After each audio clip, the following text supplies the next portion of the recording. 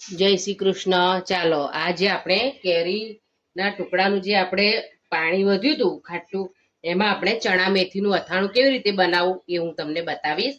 એની માટે મેં એક નાની વાટકી ચણા લઈ લીધા છે, એક વાટકી મેથી લીધી છે, પછી આપણે ટેસ્ટ માટે એક વાટકી સિંગદાણા પણ ઉમેરી લઈશું। આ બધી વસ્તુને આપણે બરાબર મિક્સ કરી લઈશું। તેને આપણે 7 થી 8 કલાક માટે રેવા દેવાનું છે। તો આપણા ચણા મેથી અને સિંગદાણા સરસ ફૂલી ગયા છે। જો હું કાણાવાળા બાઉલમાં આ રીતે નિતારી લઈશું લઈને। આપણે એને કોરા કોટનના કપડા ઉપર 30 મિનિટ માટે કોરા થવા દઈશું। આ એક કેરીને પણ મેં કાપી અને મીઠા અને હળદરવાળી કરી 4-5 કલાક માટે રહેવા દીધી હતી। એને પણ આપણે સાથે સાથે કપડા પર લઈ લઈશું।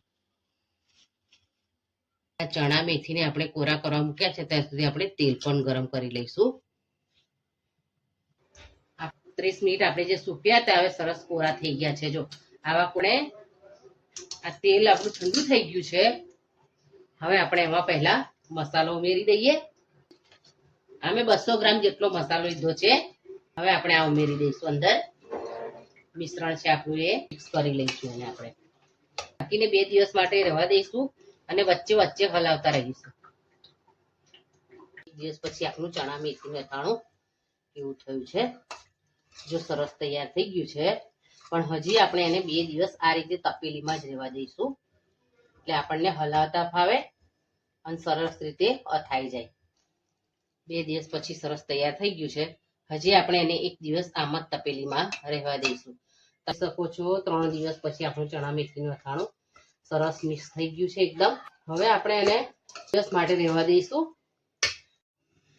આપણે જોઈ લઈએ કે આપણા ચણા મેથીનું અથાણું તૈયાર થઈ ગયું છે કે નહીં। તો તમે જોઈ શકો છો કે આપણું અથાણું સરસ તૈયાર થઈ ગયું છે। જો હવે આપણે એને કાચની બરણીમાં ભરી લઈશું।